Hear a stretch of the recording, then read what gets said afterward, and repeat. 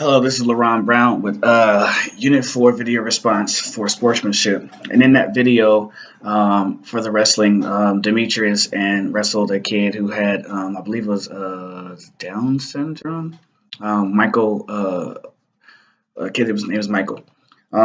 Sportsmanship like that doesn't come around very often. And I think for like a kid like Demetrius to take, you know, his time off of, or his time is focused off of that meet of so much prestige to take a match like that, an exhibition match with Michael, and just not even give him the match or just throw himself down, but he actually made him work for it in a great positive way.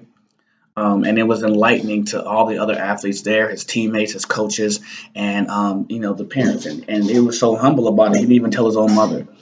And that is what true sportsmanship is. It's not doing something because you want to you expect something in return. It's doing something because that's the right thing to do. And that's what sportsmanship is all about.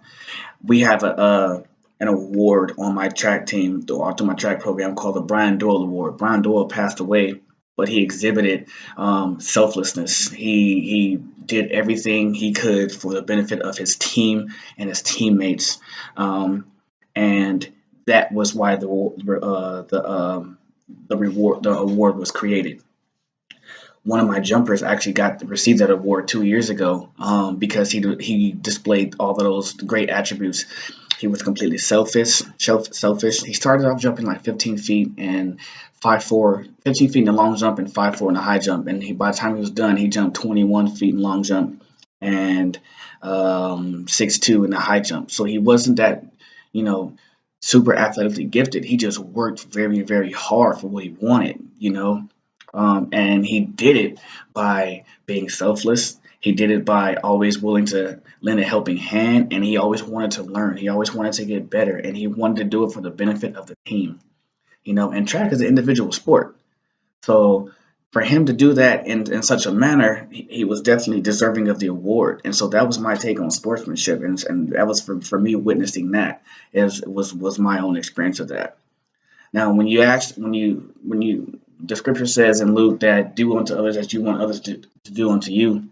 I live my life by that, and I really believe that it's true. If I do things in the back of my mind, that plays in my head, and it's like, yo, like if I want to do this for you because I would want someone to do something for me in this situation. Maybe I wouldn't necessarily ask for it, but you would kind of just hope that someone would like lend a helping hand. And I was like, and because I've been in certain situations where I've needed help and I've wanted help, I do things because I just put myself in those situations. It's like, man, if I was in that situation, I would want someone to help me. I did that with a coworker at my last job. She was struggling with a couple of things, and I was like, hey, you know what? Like, I see it was for her son, and I was like, yo, I see how like you're a great mother, and like, and I know you need to catch a break, so I want to do this for you, just because like I respect how much of a good person you are and a good mother you are to your son, and I helped her out, and I didn't do it in return or to expect anything in return. I just did it because, if I was in that situation, I would want someone to help me too. So, and I think I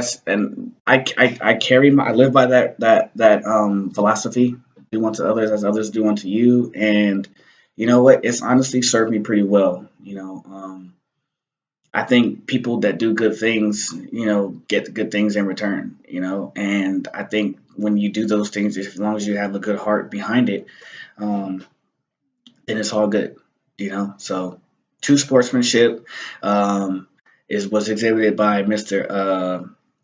Demetrius, and I believe that doing good to others is a great value. It's a great characteristic to have, and it makes the world a better place. Hallelujah, Merry Christmas.